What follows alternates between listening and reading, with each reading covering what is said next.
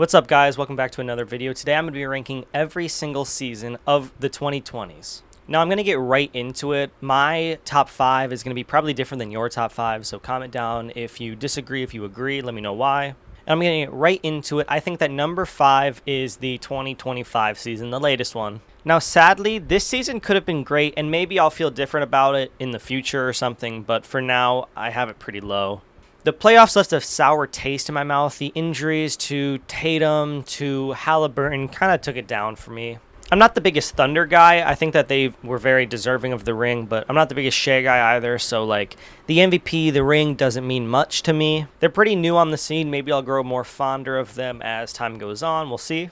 And overall, it's kind of forgettable. We kind of knew who was going to win the finals. Like, I think everyone had the Thunder winning the finals at the beginning of the year. They did have, like, the Celtics and the Cavs in the finals who did deal with some injuries, so that's pretty rough. And I think it just knocks it down a tier. Honestly, all of these seasons are great. I'm just picking, like, which one's worse between the 5, so don't blame me if this is your favorite season if you're a Thunder fan or something. At number 4, I do have the 2023 season. Now, the season wasn't bad either. I think that there were some good storylines. I think that the MVP battle between Embiid and Jokic was pretty fun. I think Denver finally winning their ring meant a lot to a lot of people. I think I enjoyed it a lot, too. I enjoyed that finals. I think the Heat beat the Bucks as a 8 seed and a 1 seed this season, which was pretty fun. I think that ramps it up for me a little bit. The overall season was pretty fun. Ant broke out.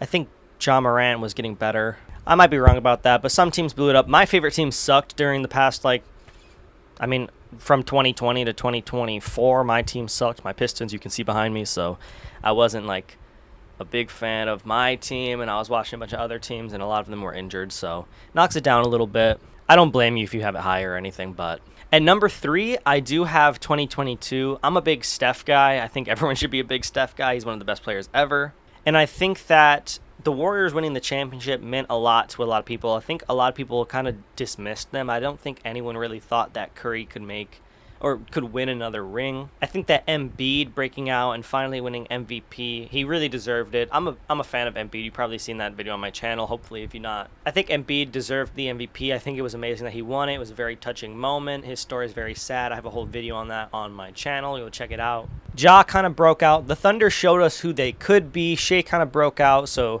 it kind of foreshadowed what was going to come in the next later seasons with the Thunder. And it would be higher if the finals matchup was a little bit better. I think the Celtics were a little weak at the time, and they proved that they could win a championship like the next 2 seasons.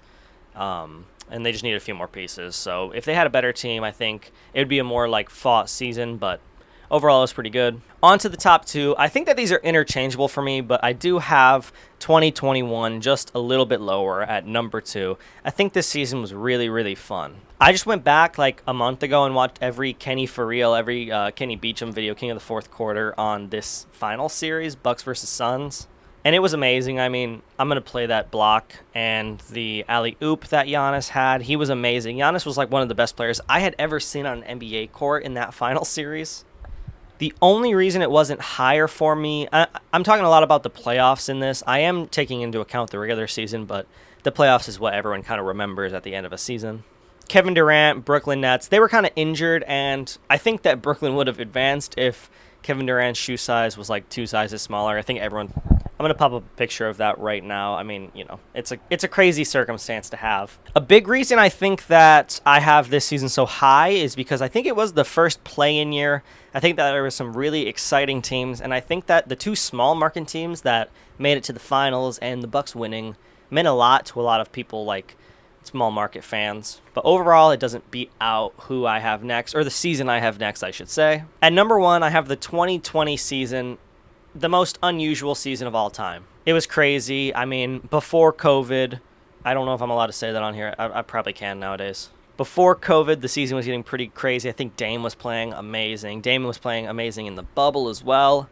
The bubble was a crazy thing, like no fans. That was kind of awesome. Everyone was not doing anything at this time, so everyone seemed to be tuned into the NBA. Some players had some crazy performances, like TJ Warren, I think, dropped a 50-point game. There were some teams that were better than they probably should have been, like the Heat maybe.